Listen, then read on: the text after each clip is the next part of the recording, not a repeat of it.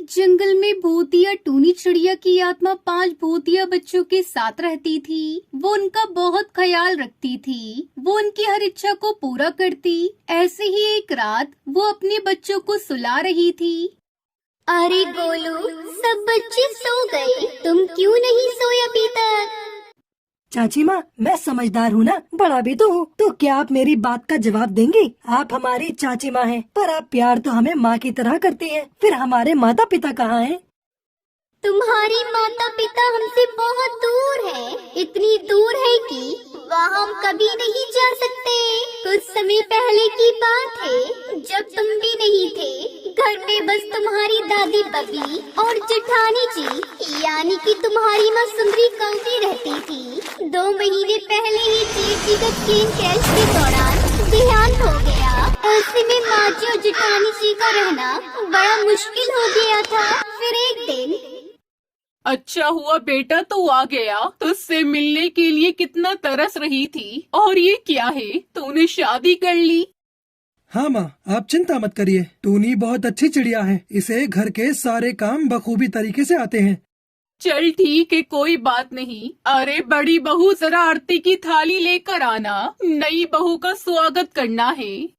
बबली की आवाज सुनकर सुंदरी कौवी अंदर से आरती की थाली लेकर आती है। उसकी नजर अपने देवर पर पड़ती है, जिसे देखकर वो मोहित हो जाती है। कालू अपनी पत्नी टुनटुनी के साथ अंदर आता है। तभी सुंदरी कौवी कहती है, अरे देवर जी कितने बदल गए हैं, मेरा तो उन्हें देखकर ही दिल डोल गया है।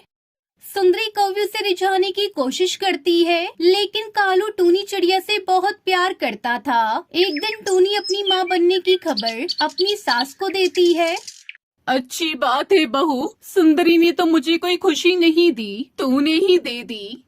ये बात सुनकर सुंदरी कौवी को बहुत गुस्सा आता है, इसलिए वो जादू टोना सीखकर टूनी पर जादू टोना कर देती है, जिससे वो अपने बच्चों को खो देती है और कभी माँ नहीं बन पाती। इस खबर से टूनी टूट जाती है। धीरे धीरे कालू से दूर होने लगता है और अपनी भाभी से प्यार करने लगता है। वहीं एक दिन, कब तक हम दोनों को एक दूसरे से और दूर रहना पड़ेगा? शादी कर लो मुझसे और उस टूनी नाम के कांटे को हटाओ।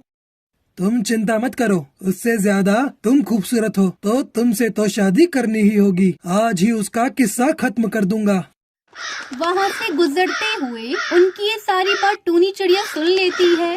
धोखा दिया है आप दोनों ने मेरे साथ। कालू, तुम तो मुझसे बहुत प्यार करते थे, फिर ऐसा क्यों किया? मैं माँ जी को तुम दोनों के बारे में सब कुछ बता दूंगी। ये बात सुनकर सुंदरी कौवी से चाकू घोंप कर मार डालती है, जिसके बाद वो भूतिया टूनी चिड़िया की आत्मा बन जाती है। तभी बबली कबूतरी वहाँ आती है और अपनी बहू टूनी चिड़िया को मरा हुआ देखकर हैरान हो जाती है। फिर कालू सुंदरी से झूठ बोलते हैं। कैसे दोनों झूठे मगरमच्छ के आंसू बहा रहे हैं। आखिर जो चाहते थे वही हुआ, लेकिन मैं भी इसका बदला लेकर रहूंगी। कुछ समय बाद कालू और सुंदरी शादी कर लेते हैं, जिसके बाद एक एक करके उनके 5 बच्चे पैदा होते ही कमजोरी के कारण मर जाते हैं। तुम 5 बच्चों के मरने के बाद तुम्हारी आत्मा मेरे पास आ गई और मैं तुम्हें अपने बच्चों की तरह पालने लग गई, क्योंकि मैं अपने बच्चों को खो चुकी थी। मैं तुम्हारी चाची हूँ और वो तुम्हारे पापा थे। चाची माँ, आप बहुत अच्छी हो। आपने हम 5 बच्चों को माँ का प्यार दिया और माँ पापा ने आपको धोखा दिया, वो बहुत गंदे थे। ऐसा कहकर गोलू भी सो जाता है। तभी भूतिया टूनी चिड़िया की आत्मा खिड़की के पास खड़ी हो जाती है, जहाँ आसमान में बिजली कड़कती है और बारिश होती है।